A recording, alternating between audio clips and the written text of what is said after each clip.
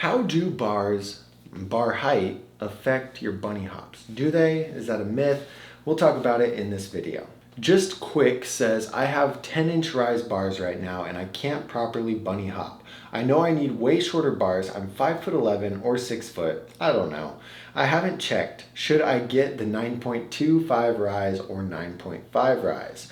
And this is honestly, I'm going to be a little controversial here by kind of saying this, but I do think taller bars make it harder to bunny hop. And a lot of people are like, no, that's not true. Just keep trying. Like, they really do, because I have an illustration in one of my ebooks that shows kind of the distance from where your hands are versus the leverage point of the bike.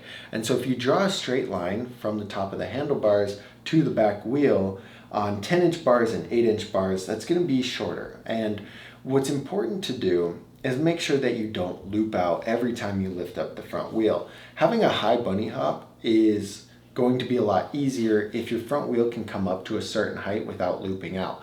And what I mean by that is, like, imagine the point where your bike is almost straight up and down.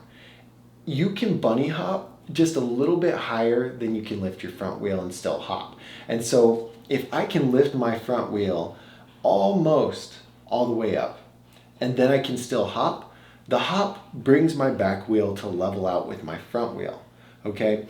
And if I can only get my front wheel up about a foot, that hop's only gonna be about a foot. And so when you're expanding your bunny hop and you're hopping higher, you're constantly pushing that balance point of your front wheel as high as you can before you uncompress and bring up that back wheel. And with taller bars, the reality is that you just loop out a lot easier. With taller handlebars, you can't get that bike to that same point without looping out. And I mean, you can, it's just gonna be a lot harder. And so personally, like, let me tell you guys a story. If you watch my main channel, you know I built up a Sunday dark wave BMX bike. I spent a lot of money on it and it turned out beautiful. But I also put some 9.5 bars or 9.75. I went with taller bars and a taller stack height. So the bars are a lot higher on that bike. And then I switched back from that bike to my Colony bike that has 9.25 inch rise. No, it has 8.9 inch bars. So I switched back from like 9.5 to 8.9, okay? And by doing that, I was like, whoa, this bike is way easier to bunny hop. And it's because I didn't feel like I was gonna loop out all the time. And so personally, like, and I'm 6'4", so I should be riding taller bars, but I really like the feeling of having a little bit shorter bars so that I feel like I have more leverage, or less leverage, I guess. So I feel like I have less leverage and I can control the bike a lot easier.